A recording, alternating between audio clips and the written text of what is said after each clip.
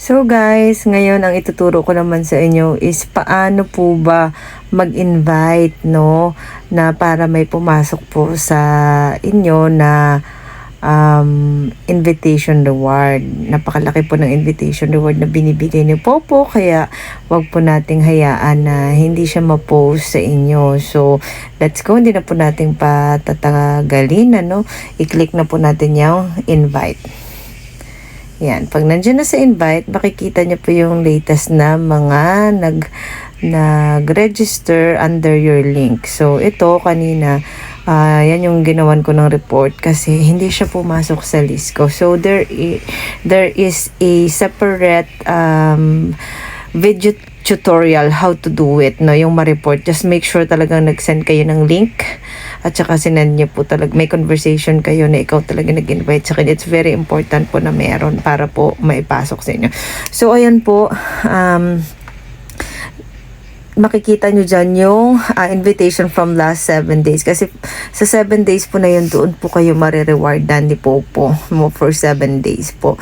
Tuwing magla-live po yung iyong in-invite, you will get your invitation reward. So, ganun lang po.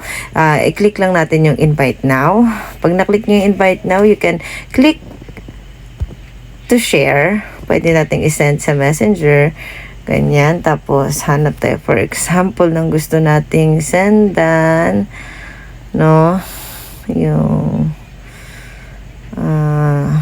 ito. Try natin yan. Okay. So, nasend na natin yung link natin. Tapos na. Or, you can, ayan o, meron nung nakalagay dyan. Pwedeng select. No? Pwede mo siyang i-select na ganyan. Tapos, may, yan o, long press mo siya. Tapos, i-copy mo siya. Or, may nakalagay naman dyan sa baba, oh, yan sa may gilid, no? Sa kanang bahagi ng parang yung paper na dalawa, meaning copy rin po yan. So, copied. And then, i-paste mo naman din siya kung saan mo siya gustong i-send. Kung sinong gusto mong i-invite. For example, ito. I-invite natin siya. Yan, nandyan yung link mo. Okay, so nandyan na, nasend na natin. Ngayon, pwede rin natin i-paste, no? Dito kasi may ano ako, meron akong folder, no? Kung makikita mo, marami akong folder. So, gumawa ako ng folder para sa Popo. Pwede mo rin i-save dito yung link mo. Para every time, kahit mahina ang signal, ika-copy nyo na lang yan. Select yan. And then copy. Ganon lang. Tapos isi-send nyo. Kung kasi sa messenger, kahit mahina ang signal, nakakasend tayo, diba guys? So, ayan. That's very easy po. Kung paano natin i-send. No? Ganon. Hanapin lang natin kung sino gusto nating invite. Ayan. So, yun po. Very easy lang. Tapos na po tayo. Nakapag-invite na tayo. And make sure po na yung sinasabi nila na kailangan po ay masendan nyo siya ng ito katulad nito ng profile. Parang may nakasave naman ako. Attach po natin yan. Ano? Hanapin ko yung ano ko. Ito. Yan na lang. No? Yan yung para makita niya yung ano ko. Para malaman niya kung bakit ano yun, para saan yun. Isa natin. Diba?